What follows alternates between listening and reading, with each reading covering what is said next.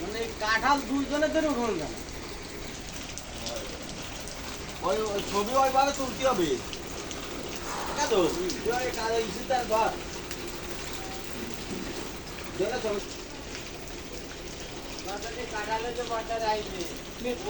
আমি যে কমেন্ট করবো শেয়ার করবো এ করবো তারপর আমি লিখতে নি না কে নেবে আমার তো দেখাই তো সেই লিখতে বাসার থেকে কেজি ওজন দিবি